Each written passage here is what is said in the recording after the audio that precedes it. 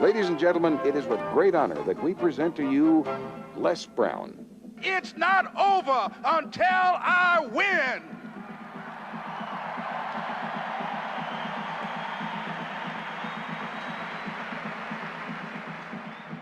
Repeat after me, please. It's possible. I can live my dream. It's necessary. I work on myself. Surround myself with winners. Become creative. It's me. I've got to make it happen. It's not over until I win.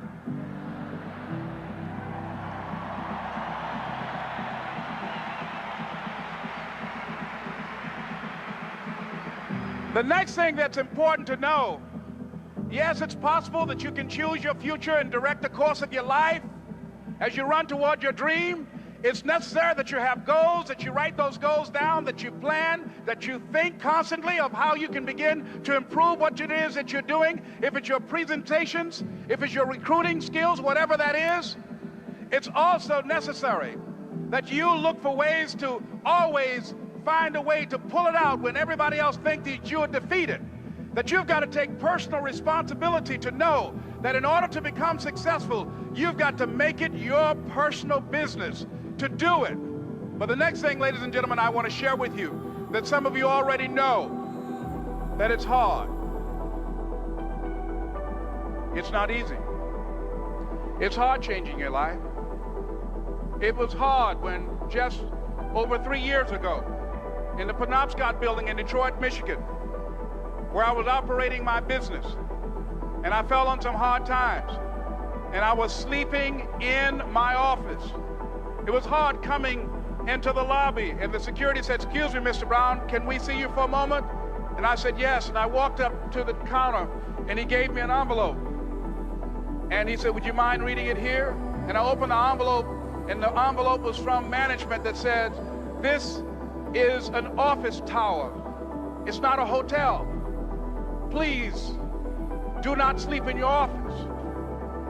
And I said, "Excuse me, sir." I said, "I just work long hours in creating my business. I'm an entrepreneur. And right now things are bad for me, but they're not going to be this way always. And I just asked for the opportunity to continue to operate like I'm doing. I'm not trying to make this my home." And it was hard coming through the lobby. And sometimes they would laugh. There's a guy talking about becoming successful. And look at him.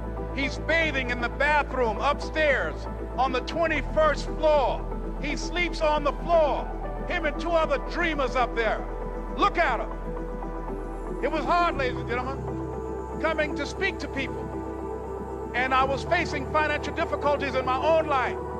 I was behind on my bills and my dreams, and I'm saying to them, you can live your dream. It was hard, ladies and gentlemen.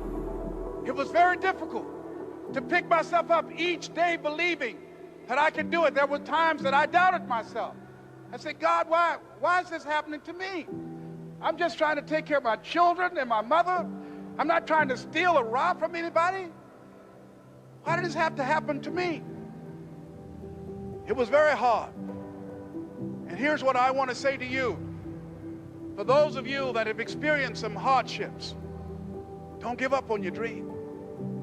No one could have convinced me by holding on, by continuing to push forward, by continuing to run toward my dream, that one day I would have my own talk show.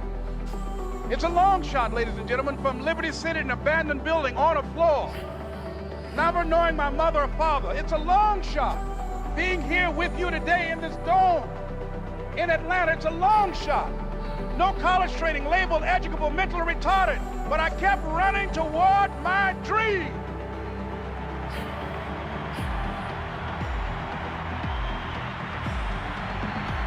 Don't stop.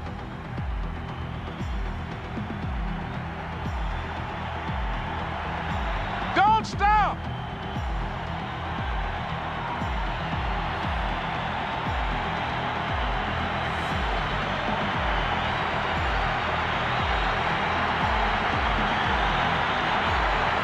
Don't stop going toward your dream.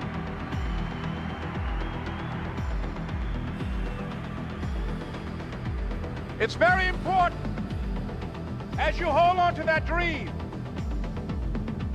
There are moments when you're going to doubt yourself. There are rough times are going to come, but they have not come to stay. They have come to pass. It's very important for you to know that. Don't say I'm having a bad day. Say I'm having a character building day.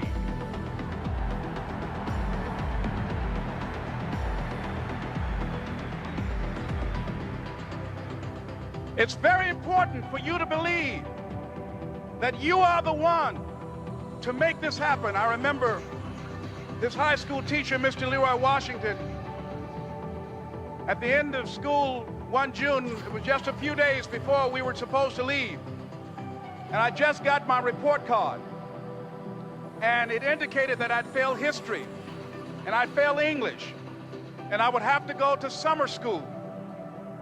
And I was feeling within myself that I was a failure, that I'm slower than most people in getting paperwork, and I was feeling down on myself and very negative. And Mr. Washington was giving a speech to the graduating seniors, and I was in 11th grade. And even though I wasn't supposed to be in there, I went in there because the speech he was giving, that speech was for me. And as he talked, my heart began to beat fast. Tears began to run by my eyes, and I was in the back just listening to him because he said, and he was a very dramatic man. I still talk to him to this day. He said, as graduating seniors of Booker T. Washington High School, I want you to know that you're blessed and highly favored, and that as you go toward the future, begin to know that you have greatness within you. And if just one of you here begin to envision yourselves as being blessed and highly favored to reach your goals, if just one of you capture the essence of what that means, that you have greatness within you and a responsibility to manifest that greatness, that you can make your parents proud, you can make your school proud, you can touch millions of people's lives, and the world will never be the same again because you came this way. And the students gave him a rousing standing ovation. And as he left the auditorium, I ran down the steps and I caught him in the parking lot. I said, Mr. Washington? He said, yes. I said, do you remember me, sir? He said, no. I said, my name is Leslie Brown. My mother, she works in the cafeteria here. I'm one of the twins, Leslie and Wesley.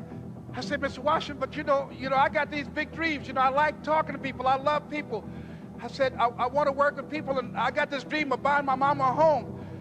Could I do that, Mr. Washington? He said, it's possible, Mr. Brown. And as he walked away, I called him again. I said, Mr. Washington? He said, what do you want now? I said,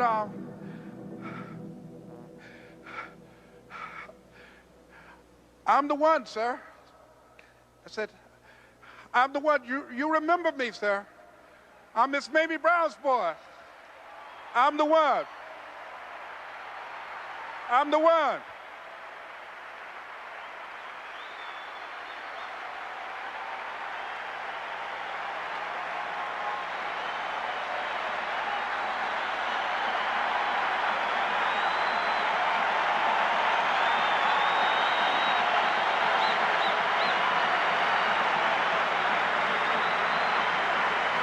And you must feel that that's why you're here, because you are the one. And I remember when PBS first played one of my specials called You Deserve, one Sunday afternoon in Miami, Florida. I had some friends call him to tell him to tune in. And he watched the program. He called me in Detroit, and I answered the phone. And I said, hello. He said, may I speak to Les Brown, please? I said, who's calling? He said, you know who this is. I said, oh, Mr. Washington, it's you. He said, you were the one, weren't you? I said, yes, sir. He said, and you were so crazy. I said, I know, but I'm rich now.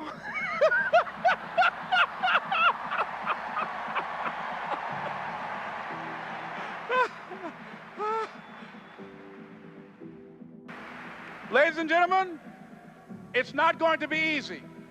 It was hard laying on the floor of the Penobscot building, looking out of the window, daydreaming, saying, Les, can you do this? Can you make this happen? I used to listen to tapes day in and day out about See You at the Top, my great friend Zig and Dennis Waitley and different other motivational speakers and Dr. Norman Vincent Peale and Dexter saying, don't let nobody steal your dream. I used to ask myself, can I do this? And something said within me, you're the one. You're the one. And let me tell you something, ladies and gentlemen. While you're here, and before you go back home to your respective cities and communities, write down at least 5 reasons on why you deserve your dream, on why you won't give up, what's going to make you unstoppable, why you must be unreasonable, because logical, practical thinking says you can't do it today. But if you want to produce unreasonable results in your life, like living your dream and taking charge of your destiny, you've got to be an unreasonable person. You've got to be an uncommon person.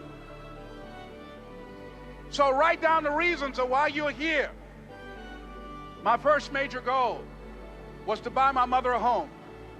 And let me tell you something, ladies and gentlemen. What will reasons do, Les? Nietzsche said, if you know the why for doing, you can endure almost anyhow. What do you mean by that? If you know why you're doing something, when the hard times come, and they're going to come, when the disappointments and the rejections come, and they're going to come by the truckloads, your reasons will be your rod and staff to comfort you, to pick you up. Once again, I got a saying on one of my tapes, if life knocks you down, try and land on your back, because if you can look up, you can get up. Let your reasons get you back up.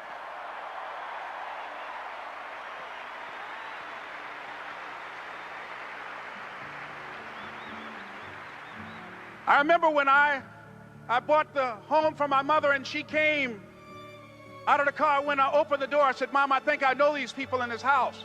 That was my first major goal. And then I couldn't conceal it anymore. I said, Mom, I got this for you. And as she went from room to room, looking at the house and saying, thank you, Jesus. Thank you, Lord. No one ever could have convinced me that this could have happened to me. And she looked at me, she said, Leslie, and you caused me so much problems as a boy. You were always into stuff. She said, no one could have convinced me that day when I walked in that house and this lady was holding you and your brother. And she said, ma'am, I want you to promise me 2 things. And she said, what is it? She says, 1, promise me that you won't separate them. She said, I want them raised together. I want them to know each other. I got pregnant while my husband was away in the war, and I can't keep them. Promise me that you won't separate them. She said, I promise I won't. I've never had children. I promise I won't separate them. And she said, promise me that you'll never tell them about who I am, because if my husband ever found out, he would kill me. She said, I promise. And she said that she gave them to us, and she kind of cried, and she was walking out the door, and she looked at my adopted mother. She said, remember, don't you separate them. She said, I swear to God, I won't separate them. I'll keep them together. And she said, as I held y'all in my arms, I never had any children of my own. I didn't know how I was going to do it, but I knew with the help of God, I will do it. And ladies and gentlemen, my mother had a dream of having children and raising us. She didn't know how she was going to do it. You're going to be just like that. And some of you are already there. Well, you don't know how you're going to make this happen, but you just feel within yourself some way, somehow, with the help of God, I'm going to make it happen. Repeat after me, please. No matter how bad it is or how bad it gets,